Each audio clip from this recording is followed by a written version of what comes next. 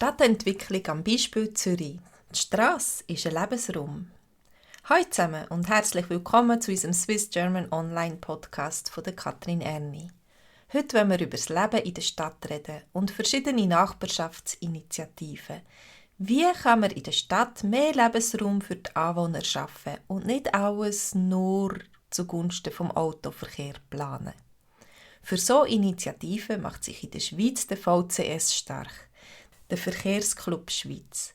Im Gegensatz zum Autoclub, zum ACS, lobbyiert der nicht nur für die Automobilisten. Habt ihr auch schon gemerkt, in den meisten Städten werden die Auto- und Automobilisten bevorteilt.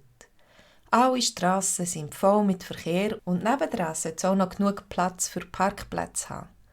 Natürlich will jeder vor dem Geschäft parkieren, wo er einkaufen will und möglichst wenig Meter noch zu Fuss zurücklegen.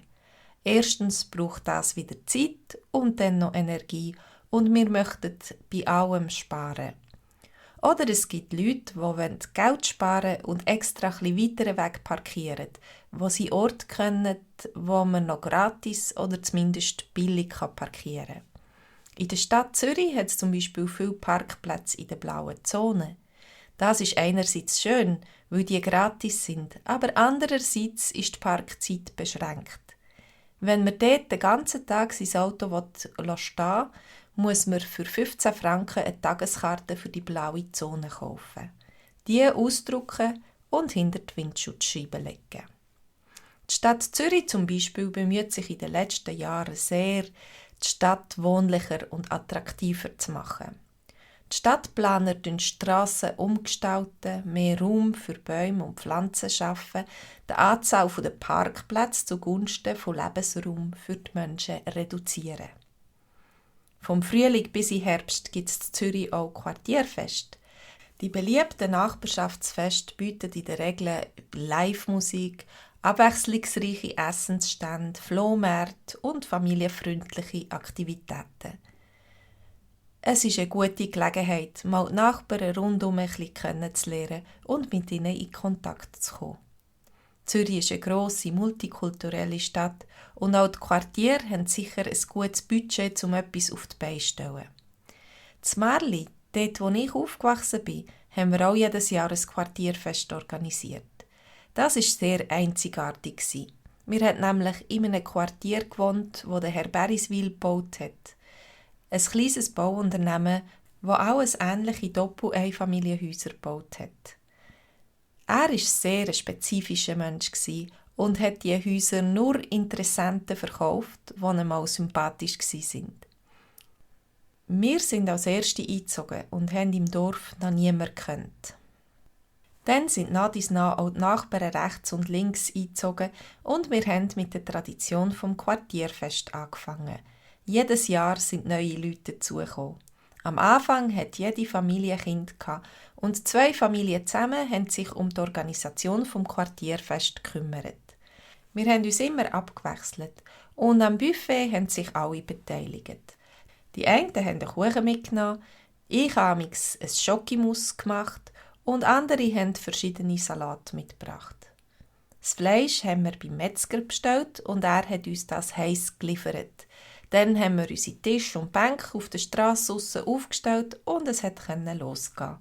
Nach dem Essen hat es dann meistens noch verschiedene Spiele für die Kinder gegeben, wie zum Beispiel eine Stafette, wo sich die Familien beteiligt haben und ihre Kinder in den Garetten durch einen Hindernisparcours stossen mussten. Das war immer ein lustiger Tag für uns. So etwas Kleines von den Leuten für die Leute habe ich in diesem Rahmen sonst nie mehr erlebt. Ich denke manchmal, es wäre schön, wieder so etwas zu organisieren, aber mir fehlt die Energie, das anzureissen. Es gibt dafür andere Feste, wie die Pfarreifeste, die die Rolle übernehmen. Und was sind deine Erfahrungen? Wie ist das Quartier, wo du wohnst? Was gibt es da für Nachbarschaftsinitiativen? Findest du es schön, wenn du deine Nachbarn kennst, oder bleibst du lieber anonym? Hast du schon einmal so etwas wie ein Nachbarschaftsfest erlebt? Was wird von den Quartierschulen organisiert? Macht man das bei euch viel, dass man bei grösseren Zusammenkünften einfach ein Buffet organisiert, wo jeder etwas mitbringt? Bist du in einem Verein dabei? Was macht ihr regelmässig zusammen? Hat sich dein Wohnort in der letzten Zeit apropos Grünfläche, Wohnraum und Verkehr verändert? Inwiefern? Einige Feste laufen vielleicht über Vereine, Glaubensgemeinschaften oder Schulen. Kennst du ein paar Beispiele? Hast du eine Idee, was wir sonst noch auf der Strasse und am Trottoir machen könnten, dass sie mehr zu einem Lebensort werden und nicht nur die Kulisse für den täglichen Verkehr bieten?